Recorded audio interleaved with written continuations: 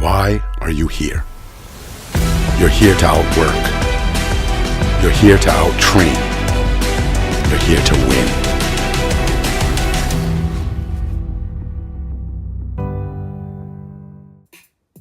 Hey, what's up, you wrestling fanatics? Today you're listening to the True Wrestling Podcast, episode 14. You'll be hearing my dad talk about the quick hits from the weekend. I'm going to review several of the duels I saw over the last week and talk a little bit about some other tidbits. First, I'd like to thank my sponsors, Soupless and Adidas. Both companies have been very good to me and the sport of wrestling. If you're a dad of a young kid, get them some Soupless equipment, help get them in shape, learn how to throw. It's good stuff. First match I want to talk about was Ryder versus Penn. Both teams very young. I was there Thursday night, Lawrenceville, New Jersey. Ryder lost a lot of senior leadership this season. J.R. Ward, B.J. Clagan, Chad Walsh, Mauro Correnti. But they got a lot of young talent. And where they're not young, it's their first year in the lineup, obviously. They squared off against a very young team in Penn. I think they're starting 6 freshmen. And, Penn came to battle. I have not seen that much fight in a Penn team in years. Individuals, sure, but the entire team came to wrestle. One match that was worth noting was the 125. Ferenti was able to reverse the result of the Keystone Classic final against Tropea, and that was pretty impressive. Ferenti looked good, and check the video out on my YouTube page. He won a really cool scramble on a shot that I thought he was dead to rights.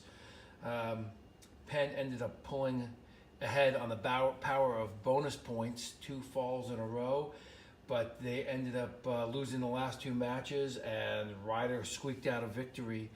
A couple other things worth noting there were the, live by the freshmen, die by the freshmen. There were a couple, mistakes near the edge of the circle that really cost Penn. The 133-pounder got thrown to his back just by relaxing at the edge of the cylinder. And that kind of changed the complexion and the final result. Anyway, both young teams, both seem like they've got some pretty good coaching staffs. Chad Walsh is in there as a graduate assistant, I think, for Ryder. He's the former 2-time All-American for Ryder. Nick Bedley on the assistant coach, All-American, and John Hangy as well. And we all know Coach Rena, and he's brought in a bunch of talent there, and the Regional Training Center. So for me, the takeaway was 2 young teams, probably going to get better. On the Ryder side, I'll be curious if they can get Frankie Gissendaner into the Southern Scuffle. Giss was their number 1 recruit in the offseason, and he has not seen any action right now. So I think they're going to try and get him into the Southern Scuffle against some top talent, see how he does, and see if maybe they'll pull his red shirt come January. That would make them a much tougher team, I think. And he's projected to wrestle at 141. Friday night, I went to see Princeton at Lehigh, and this was a pretty anticipated matchup. If you were the Southeast PA, New Jersey guy, 2 tough teams coming at each other. Princeton on the come up, and Lehigh, with a lot of guys missing or seemingly missing from their lineup. Just from the get-go, up and down the lineup for Princeton, it just looked like they wanted to wrestle more than the wrestlers from Lehigh. Even the kids that lost, Gomez, Monday, Stefanik, they just looked like they wanted to wrestle. And Coach Ayers, Gray, Dubuque, Jackson, they're doing a great job building that program. You can see highlights on the YouTube page. Lehigh was missing a bunch of guys, seemingly. As I've said, I'm not sure how much of a difference it would have made. Nick Farrow, I think, missed weight. I don't think he would have beat Glory. Karam, I've heard he's going up to 49. I don't know. I haven't seen him probably in the gym in a month. I don't think he would have beat Kolodzik. Ryan Price could have made a difference at 84. They decided to put Chase Galick up there. Cutler doesn't look like he's 100% since Michigan, and maybe if he was healthy, maybe could have opened up the score in Stefanik. I think it was 5-0. But all that said, it's wrestling. Everybody gets beat up during the season. The one thing that I'll say about a couple of the guys from the Mountain Hawks is I think they're wrestling in some bad positions, and they're exposing themselves to getting hurt. You can't wrestle in bad positions and expect to stay healthy, especially against tough competition.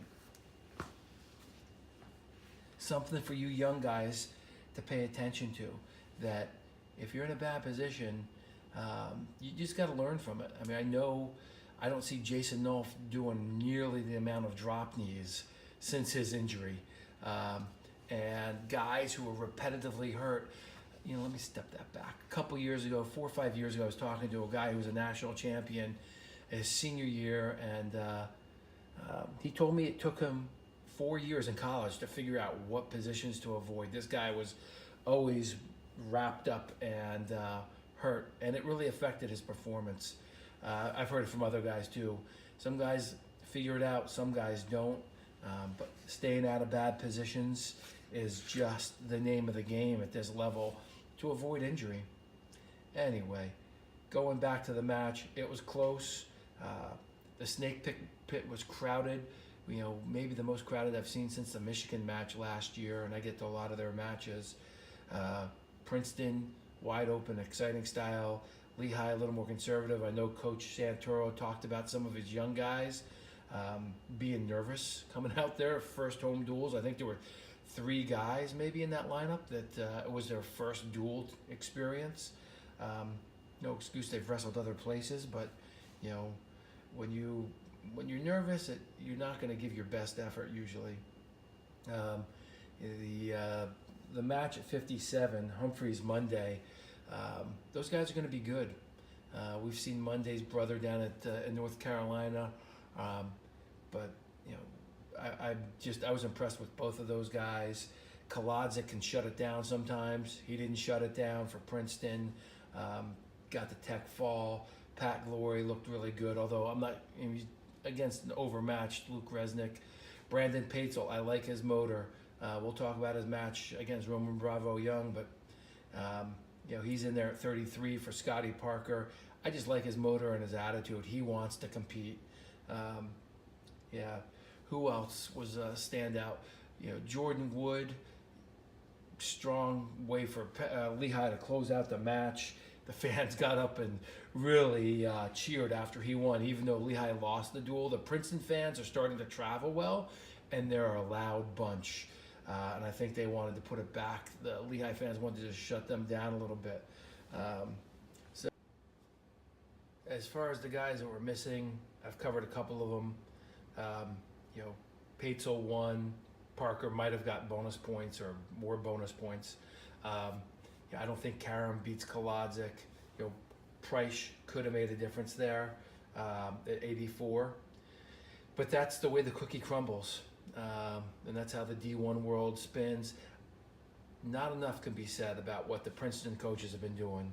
Ayers, Dubuque, Gray, Jackson, the Playful Wolfpack.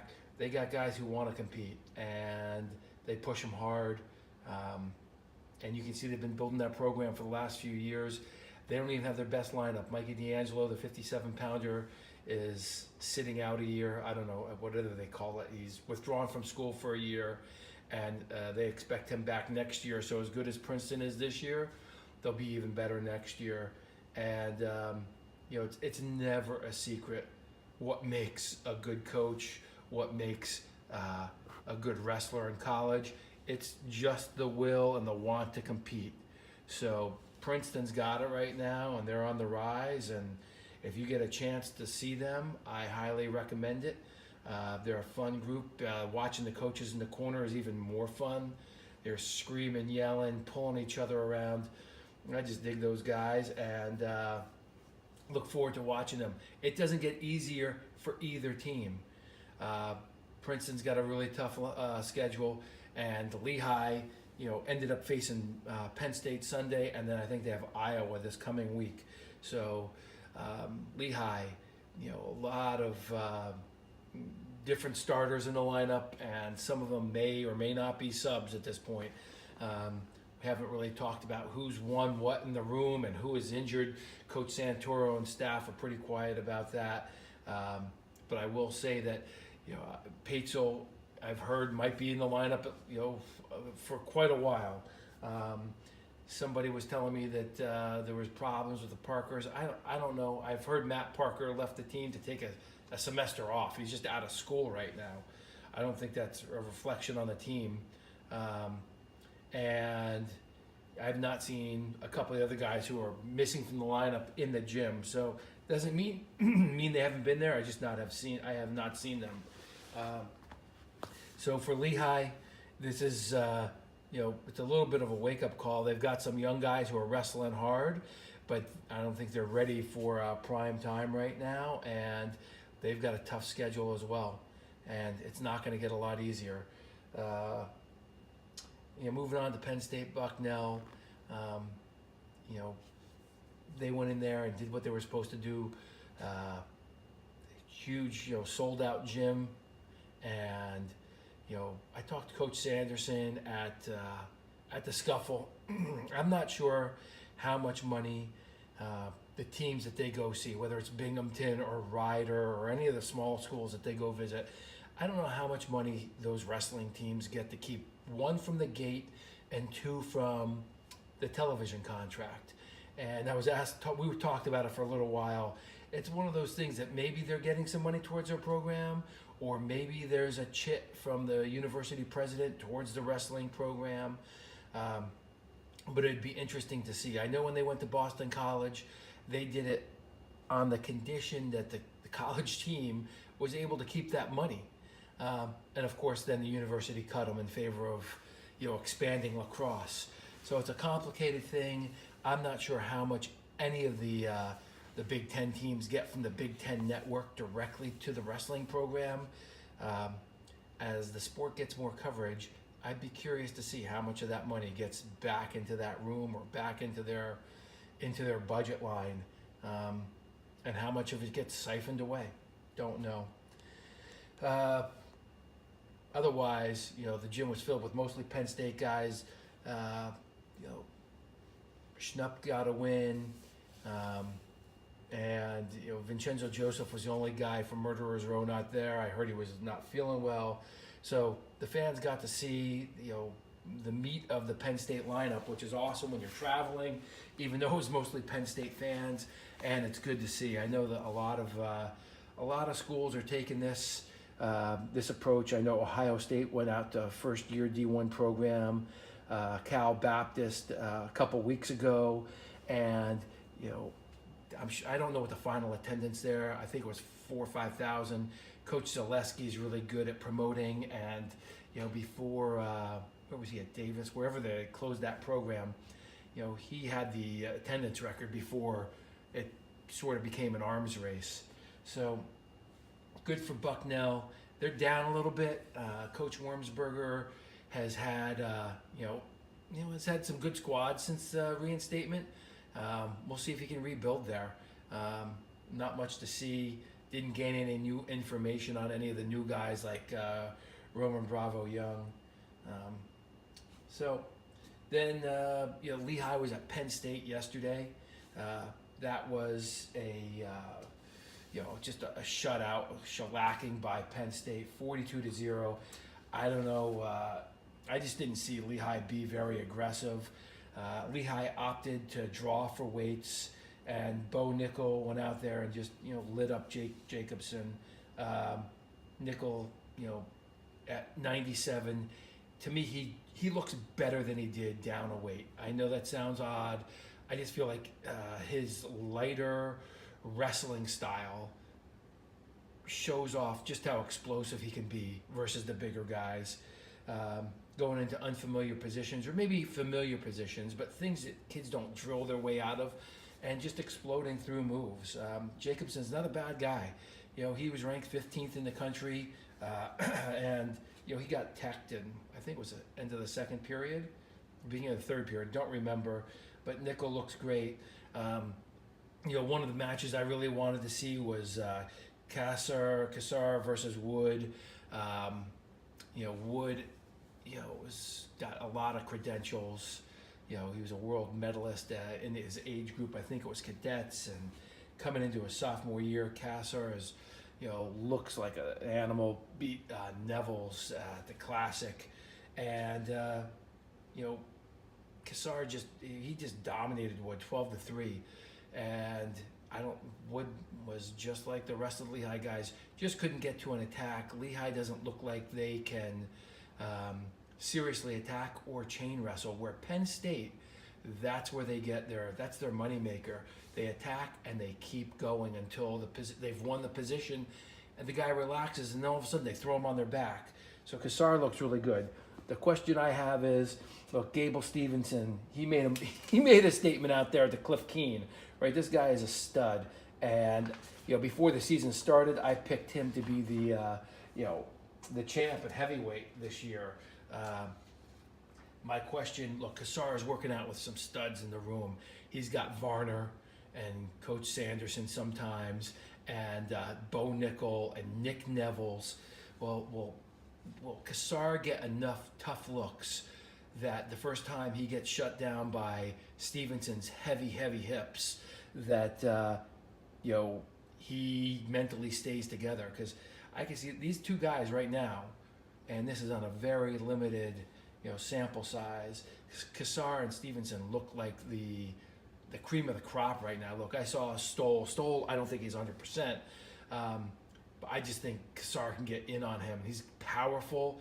He's not that small. And after watching him dominate Wood, I just think, of course, we know these Penn State guys get better in the room. So, that's just something to keep an eye on. I mean, it just, again, the mental toughness for Kassar, who has been behind multiple people in this room, kid who didn't even make the state tournament in Jersey till he's a senior. Talked to him a couple times at the Keystone Classic. Just loved his mindset, and when you have guys like that on your team, it just feeds the other guys. Guys who are young in that room, who are struggling to get a takedown, they see this guy who has been there for 4 years. Anyway, so Kassar is just not only is a really good wrestler, but what a role model for the young guys and the guys who are struggling. Schnupp got a win over Resnick. Resnick, young kid out of I think O&J. Schnupp has been struggling. I watched him a bunch last year, and I know people are saying that Schnupp looks better. He looks different. I'm not sure that he looks better to me. It may be that he's taking less chances and not giving up the big moves. Not sure. But he was better, and it was, Farrow was out of the lineup. Schramm, I think, is done. So if Farrow can make the weight, it's his. And if not, it looks like Resnick is just going to end up going the rest of the way. Roman Bravo Young, got a major decision over Brandon Paetzel. Paetzel's in there for Scott Parker. I talked to Paetzel after, I think, Brown and White wrestle-offs, and he thinks he's going to be in there for a while. No inside information, but he's just looking at it like it's his position. And I see him being ranked in the top 20 by the middle of January. Right now, he's young and he's not ranked. I don't know how much we got to see of Roman, Bravo Young against the stud. I know some people don't want to rank him because he's not wrestling ranked guys. But RBY, he pushes the pace. He got the bonus point win against a tough kid. Paetzel he's a good wrestler out of Phillipsburg. And again, I've gone on about RBY. He seems like an old soul. At the Classic, he was in the corner when he wasn't wrestling. He was coaching, and for a true freshman to be doing that, He just seems like he's doing all the right things. But I will say this, Peitzel was the first guy that I saw on the Lehigh squad in the duel that looked like they were really competing. He was losing, but he wanted to compete, and running back to the center of the circle. Not that that's a mark, because I don't like using that example, but he had the energy to compete, and he just was not as good as RBY. Nick Lee came out and got a major over Ryan Pomrenka. Lee is an attack machine. I talked to him a little bit off camera at the scuffle, and he doesn't look as crisp as he did at the end of last year, but I think he's just figuring out a bunch of things about his attacks and what he can do from bad positions. So I'm not if I'm a Penn State fan, I'm not alarmed at some of the chances he's taken and some of the angles he's taking, and I think he'll skinny that down. Pomrenka, very defensive wrestler, and he has beaten Randy Cruz, who was an All-American, and at least one wrestle-off. So, he's a quality kid, and Nick Lee was able to dominate him and, score 23 points on a kid who does not give up a ton of points and has a number of close losses to good kids. So, Lee, always exciting. I mean, just much watch. 49 for Clearin, wrestled for Berge. I'm sure that weight might not be decided until later, but he wrestled against another kid who I thought really enjoyed wrestling, Jimmy Hoffman. I talked about him earlier in the preview, maybe against Princeton. Maybe not. Anyway, Verclearen won a close match, but Hoffman wanted to compete. I think Berge is the better wrestler between Verclearen and Berge, but coaching staff will decide that. The one thing I think Verclearen has is he's got a mental game plan. Like, it may not be clear to a lot of people, but I think he's got one of the best mental game plans out there. He might not have the skill, the drive. I know he's still a little young here. I think he's a redshirt freshman, but he's got a mental thing there. So, and Jimmy Hoffman, he wanted to compete. He did not concede anything, and it looks like he may be going. Skylar is out, I think, for the year for Lehigh. So, Hoffman, I just like the way he wrestled. Even though he didn't get to any offense, he competed. 57 Nolf against Humphreys. Lehigh pulled Humphreys' red shirt against Princeton, and he won on a very close call with Monday. And Humphreys, I thought he conducted himself pretty well until he got stuck in a cradle and pinned. Nolf, again, national treasure the way that guy wrestles. Just pushes himself. And he gets tired. He just doesn't show it. You can see him breathing, and you can see him working hard. But his mind is used to it from, I don't know, starting back at the Disney duels, I think, before his junior year. This kid has just gone to a different level, and as a senior, he's must watch. Any chance you get, go see Nolf.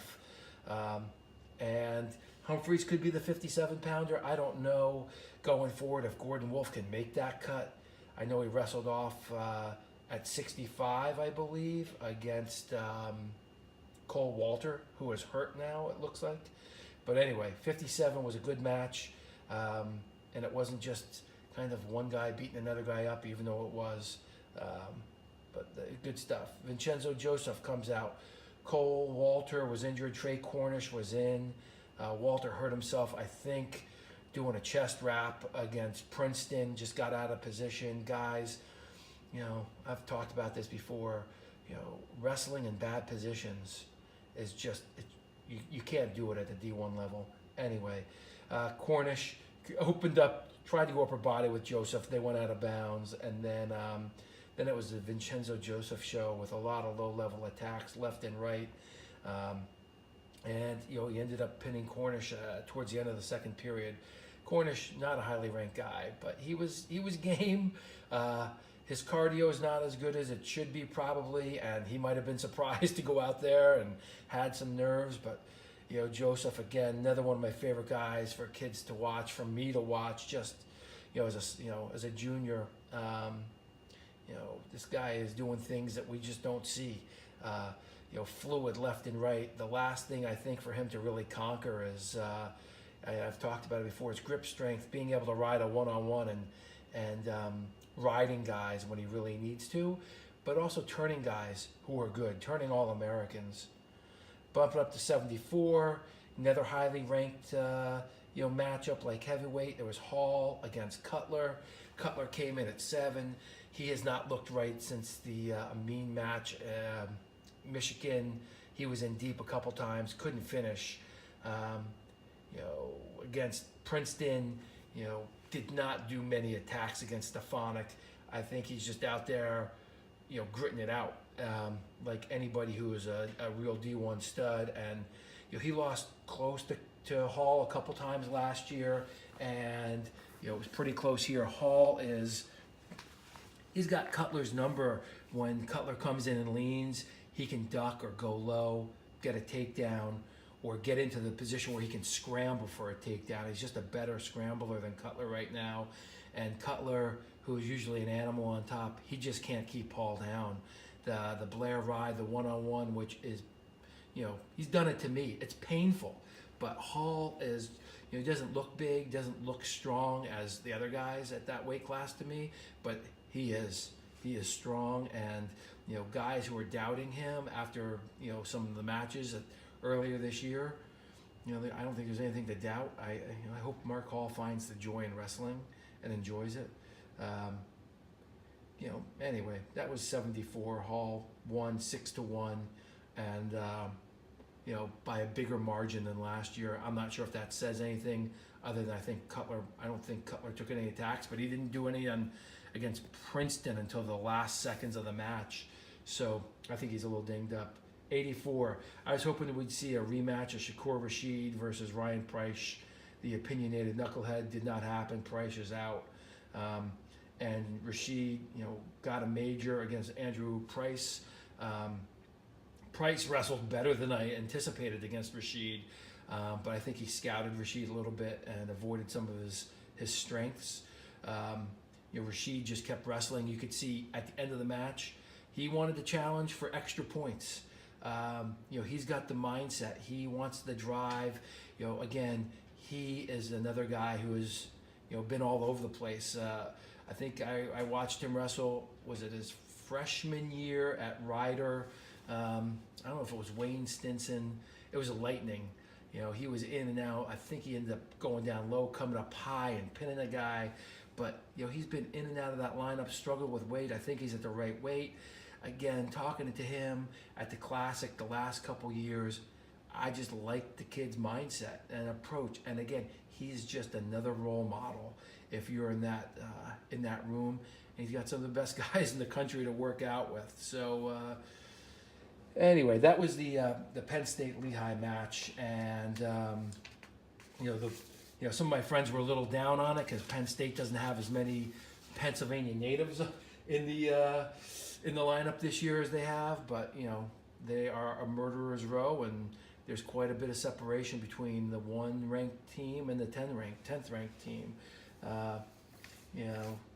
So Cliff Keen, I talked about it earlier. Gable Stevenson, he looked like a stud, and I don't know what his schedule is like, but I can't wait for the Big Tens. I hope Castro and he face each other. RBY, we're not going to see much of him against ranked guys this season. As deep as 133 is, like, this is a 1 in a million shot. 133 is so deep that it is, it's kind of crazy. And RBY is not going to face many of these guys. He might get 3 guys before Big Tens or before February. And all I'm going to say is, Penn State's got this reputation for coaching them up in the room. If Roman Bravo Young is an All-American or a finalist or whatever it is this year, it could be the finest coaching job ever seen. Because this has been before his addition. we've got returning champions and finalists, and then we have Suriano and Fix. And this is, if RBY gets an All-American position there as a true freshman, it is going to be pretty impressive. And maybe the best thing. And Cody Sanderson, he doesn't get a lot of credit. The lightweights, people always question Penn State lightweights compared to the middle and upper weights. But I will just tell you, I mean, Cody, first of all, whenever I talk to him, great guy. But as a coach, he does a little bit of everything. And I'm not going to talk about the scheduling and all that stuff. But I know when Mason Manville is training Greco, he's training with Coach Cody, right? And that's a big deal. When he works out with everybody, and he is good at almost everything. And it's a pretty special thing, the coaching staff there. So moving on to Maryland at Penn yesterday afternoon after the Penn State match. Penn, I already talked about them. They're a young team starting 6 freshmen. And Maryland comes in, and they've been in the Big Ten Conference for 5 years. McCoy's been there for 10 years, and Penn just looked like they wanted to wrestle more than Maryland. So going up and down that lineup, I would just say that Maryland drew for the weight class start. I can't remember where they started. They opened up with a win, I think at 65 or something. And after that, Penn just reeled off a series of wins. Again, they looked tough.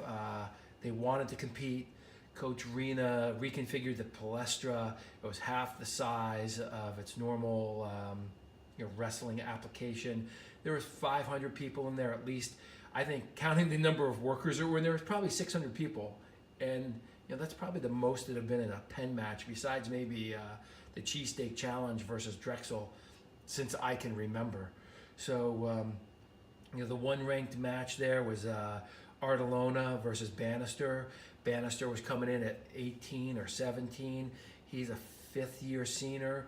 And Artelona beat him in sudden victory. Look for this kid. He's a freshman. Look for him to keep climbing the rankings. He's aggressive. He's got a solid mindset. But a lot of the young guys do. Carmen Ferrante, at 25, he ended up beating Trapea against Ryder, and he looked good here. Doug Zapp bounced back at 33 after having a mental lapse loss at Ryder for a win. Who else impressed me? Jake Hendricks, got hit to the head. It was a kind of a very low-scoring match against Ugalde from Maryland, who's a good wrestler, but just doesn't seem to have gotten any better. And Hendricks, freshman from Seminary, Green, has a great thing going on up there, but he got hit in the face a couple times. Look at the interview, and you see his face is pretty swollen. Didn't lose his composure and was able to win a really close match. So keep an eye on the Penn Quakers. The staff there, the RTC coaches, they're just, they're really, it's good stuff there. And they're kind of like a couple years maybe behind where Princeton was with this young talent. It started me thinking, with Princeton and Penn and at least in my area, getting better. It seems like schools with deep pockets, these Ivy League schools, they don't let kids leave college with debt because they know how absurd it is right now. The parents may have some debt, but the kids, if the family can't afford it, they're going for free. And it's just, I don't know if it'll ever catch on to the rest of the colleges, but you don't leave school with student debt weighing you down. And I don't know if it's a trend of the wealthy schools getting better. Penn, it's not the wrestling room that's attracting these kids. Maybe there's more kids that want to go to school in Philadelphia. The Palestra is a cool old gym, but the wrestling room is, it's nothing compared to, Lehigh, or Penn State, or Cornell. So anyway, that's about it. I got a lot of comments from people about different things. on the YouTube channel and a couple on the website.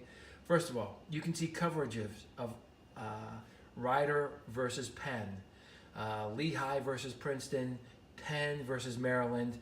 Go to true-wrestling.com.